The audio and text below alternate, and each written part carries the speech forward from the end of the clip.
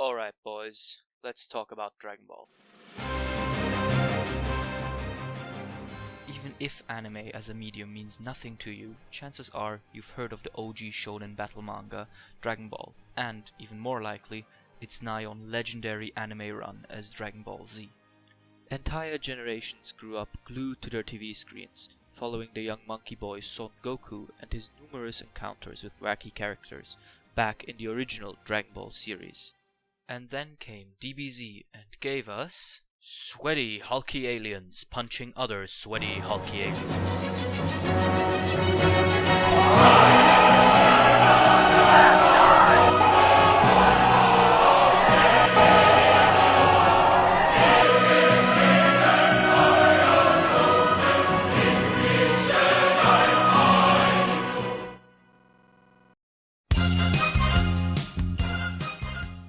But in all seriousness, the hype and praise surrounding Dragon Ball was pretty much unprecedented and basically defined shonen battle manga as we know it today, introducing many of the staple concepts: training arcs, time skip arcs, and of course tournament arcs, but also the ever important power system.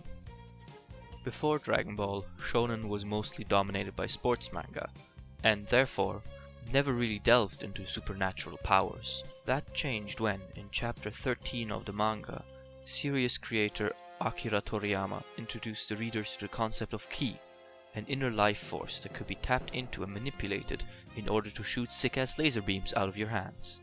Suddenly, there was no limit to how crazy fights could become, and this combined with the later addition of power levels, numerical indicators of a person's battle strength, created a system unlike anything fans had ever seen up to this point.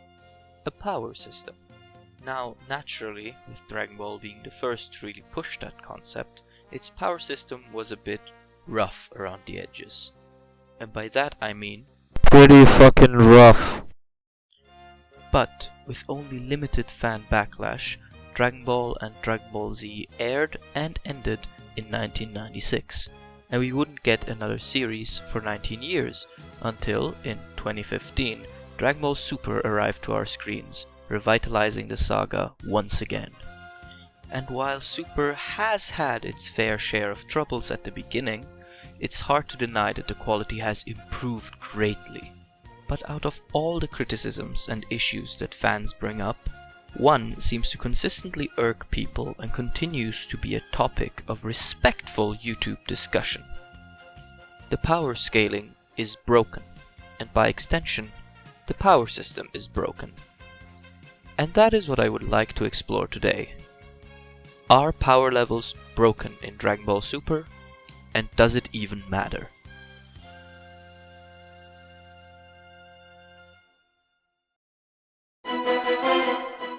So, first of all, what even is power scaling, and how does it differ from power levels? In essence, power levels are just numbers to give the audience a vague understanding of the relative strength of a character compared to others. It sounds fine at first, but once you consider the ridiculous multipliers some of the later transformations have, coupled with the fact that Goku's power level in the first arc of Z already reached over 9,000! What, 9,000?! And it's easy to see why they were eventually dropped. Hell, if we were still using them, Goku in Super would probably have a power level of 12 stupidillion or something. So, once this system was abandoned, fans found a new way of measuring the strength of their favorite space bodybuilders. And that system is what is known as power scaling. The basic idea is similar to power levels. It compares characters' strength. But instead of using numbers, the system goes off the things we see the characters do, and more importantly, the people they win or lose against in the show. Example. Let's say in one episode, X fights Y, and it ends in a tie.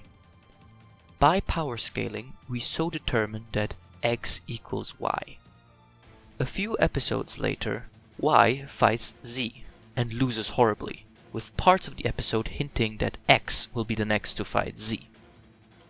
Using our power scaling, we can predict that he, too, will lose unless we are given information regarding a clear increase in power. Similarly, if X does thing A in one episode, it would mean for us scalers that Y is also capable to do A, unless specifically stated otherwise. Got that all? Good. So let's use an example from Z. You know, the show with the best power scaling. Back in the original Dragon Ball, Master Roshi blows up the moon. So, by our logic, any character who is shown to be equal to or stronger than Master Roshi should be able to destroy the moon as well. If there still was one. Luckily, Moon-chan returns in Z, only to be blown again, this time by Piccolo. And it checks out. Piccolo is stated to be the strongest person on Earth, besides Goku, and so is able to destroy our orbital Ombre. He even seems to be able to do it with a lot more ease than Master Roshi, which also makes sense, given their respective difference in strength. So, in theory, this approach is more sensible than power levels. We don't lose ourselves in meaningless abstract numbers, instead going by actual feats performed by the characters. But, as any model, even power scaling starts showing its issues in the long run. And that's where Dragonball Super comes in.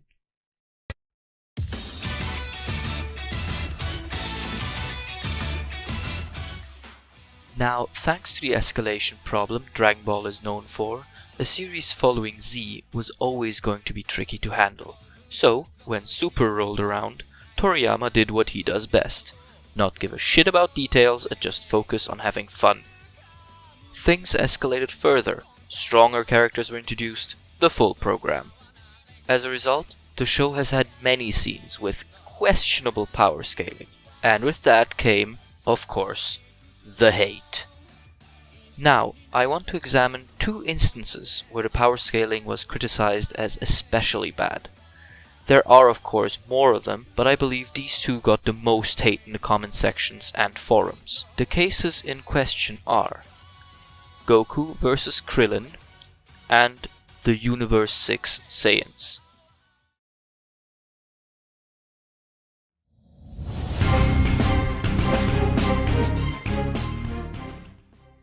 So, let's start with the Krillin incident. In this instance, in episode 84, Goku invites Krillin to join the Universe 7 team in the Tournament of Power. Krillmaster, who has not had the best streak in Super, then fights against Gohan as a test and wins by blinding him.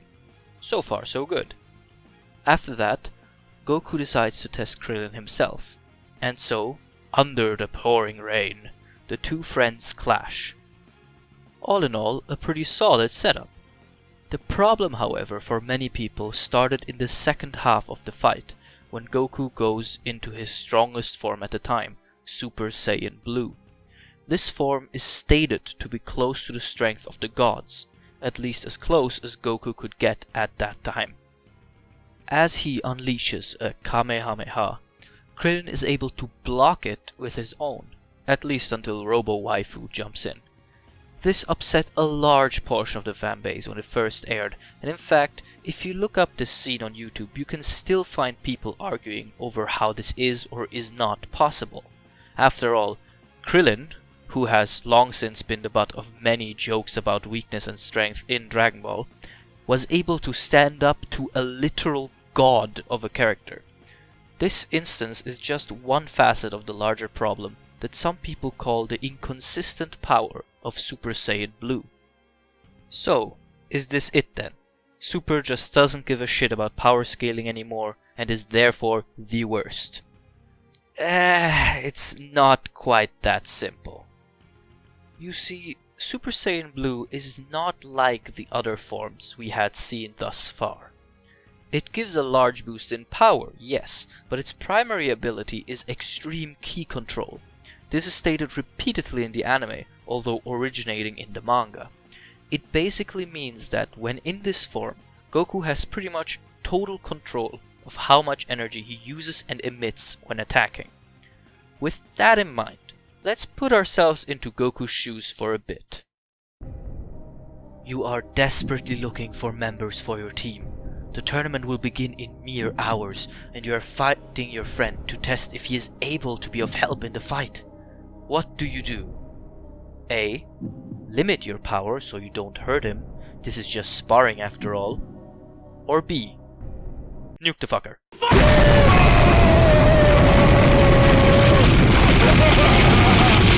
If you answered B, then congratulations. You are every angry comment ever. The point is, if Goku can freely control his ki output, why would he ever go full power on Krillin? He needs him alive and well for the tournament. Using all of his ki in a Kamehameha against him would be the dumbest possible thing to do. I believe that this issue also comes from a mentality that power levels established, that every character has a set number. If Goku Super Saiyan Blue is 1000, it will always be 1000 and will win over lesser numbers, regardless of circumstance. And that is simply not true. Just this episode, Gohan, who is significantly stronger than Krillin, got defeated by him because he got outmaneuvered and blinded. Strategy matters, and so does power output. Goku had no reason to just blast Krillin to oblivion, because that would completely ruin their plans. Gohan even reminds him that the tournament starts soon, so Goku knows they wouldn't have time to heal or resurrect him. Now, another point people like to bring up is, why did Goku go Super Saiyan Blue then? There are two answers to that. 1. Super Saiyan Blue is all about ki control, so it's the most reliable way to not accidentally kill Krillin, compared to a regular Super Saiyan. And 2. It's all part of the test. Krillin's entire arc throughout Super is him trying to get back into martial arts and to recover from the dip in ability and instinct he suffered after becoming a family man. He is rusty and insecure, and he knows this. A good example would be the Resurrection F arc, where he freezes and really struggles. We, the fans, of course give him shit for that, but keep in mind that that's the first time he is back in a fight since the Cell Games arc. That is a long time, and anyone who has ever done a technical sport like martial arts will tell you that a year-long break will ruin your abilities. Now, by the time the Tournament of Power rolls around, Krillin has regained some of his confidence and ability, but all his scenes are either against familiar foes or Frieza peons.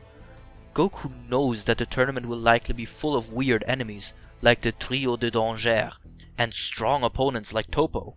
There simply cannot be a tenth of your squad panicking and freezing up. So, pulling out Blue is a way of testing how Krillin reacts when faced with overwhelming power. 18 even warns him before that he is up against Son Goku, the main character, the literal Jesus-kun of this franchise. And Krillin is also seen shaking at feeling the godly pressure of Blue.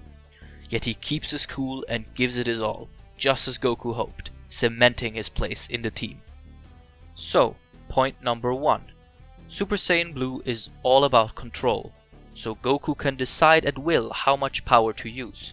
He held back against Krillin because he needs him for the tournament. He still transformed into Blue to test Krillin's resolve and confidence. We good? If not, feel free to destroy me in the comment section.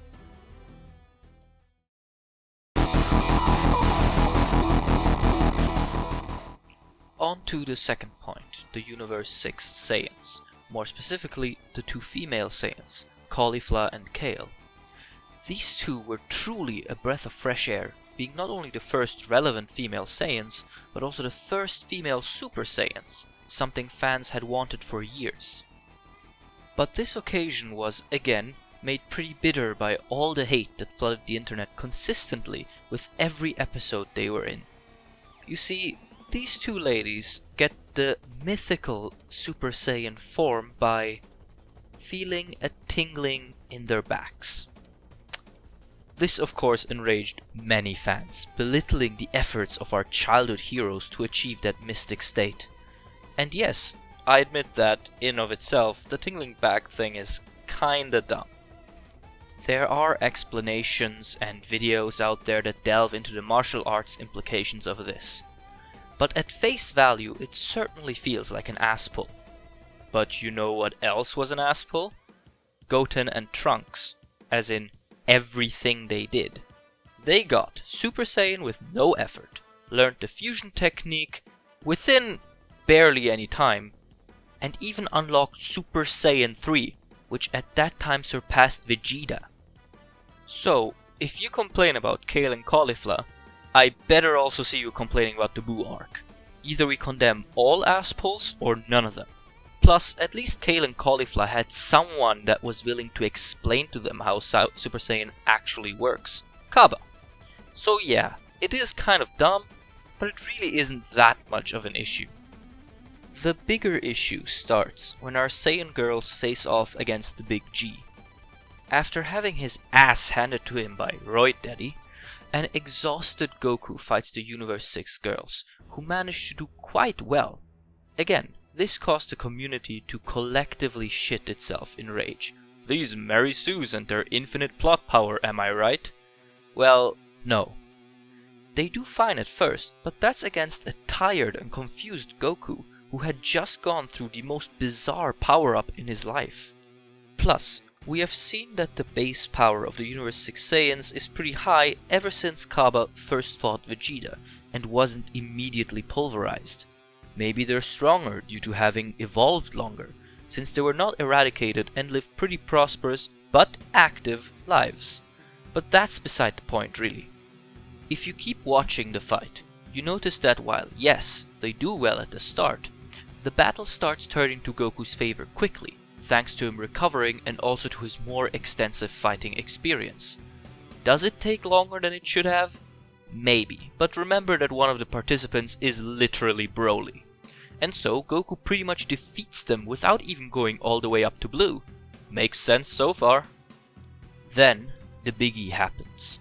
Caulifla and Kale use the Potara to fuse into Kefla. And from that point on, they pretty much dominate Goku until he whips out his Ultra Instinct and Tony Hawk Pro Skaters them out of the ring. This seemed like the final nail in the coffin for the queens of all ass pulls. This sentiment is something I, personally, find ridiculous. Let's go back to other Potara instances and compare. Goku and Vegeta were pretty much outmatched by fused Zamasu, yet when they fused themselves, they could pretty much dominate him.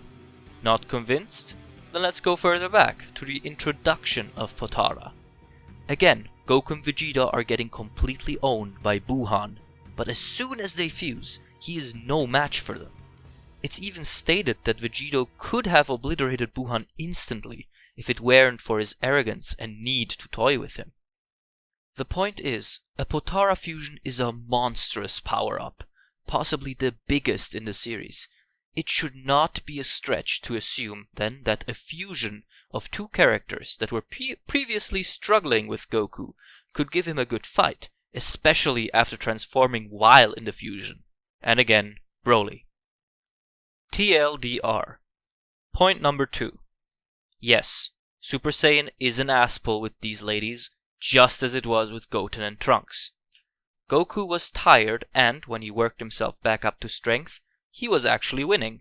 Potara fusion is downright stupidly powerful, so Kefla's strength makes sense. So, after this we can at least agree that these two infamous instances are not as bad as the initial reactions made them out to be. But what about the rest of the series, and all the other examples of bad power scaling? Is there a way of explaining each and every one of them? Well, no. But we don't really need to. Dragon Ball has never really been about the more complicated mechanics of energy dynamics. It's about muscly dudes and lasers and fun. Power scaling is a neat idea, but as any models, it only works in specific situations and when we really want it to. It is not an integral part of the show's appeal. One last thing. I cannot agree with the widespread statement that Super was the one that ruined power scaling. it was always broken. When Goku first turned Super Saiyan, he was on par with Frieza, who could blow up planets. Yet when he was Super Saiyan 3, his blasts looked pretty much the same, when really they should have completely destroyed anything in their vicinity, regardless of angle. Or how about Vegeta, who since his very first appearance was stated to be able to destroy planets as well. But when he explodes himself, years of power-ups later in the Buu arc, releasing all of the ki stored in his body, he barely makes a dent. The point is, Dragon Ball has always had these inconsistencies. They kinda are part of the charm. So it's unfair to hate Super for power scaling issues while Z gets a pass. In conclusion, are power levels and power scaling broken in Super? Kinda, but you can explain them pretty easily with the information the shows give you. But some are a bit more difficult than others. Does it even matter? Nah, it mostly makes sense, and when it doesn't, you just gotta remember, it's Dragon Ball. Thanks for watching, everyone.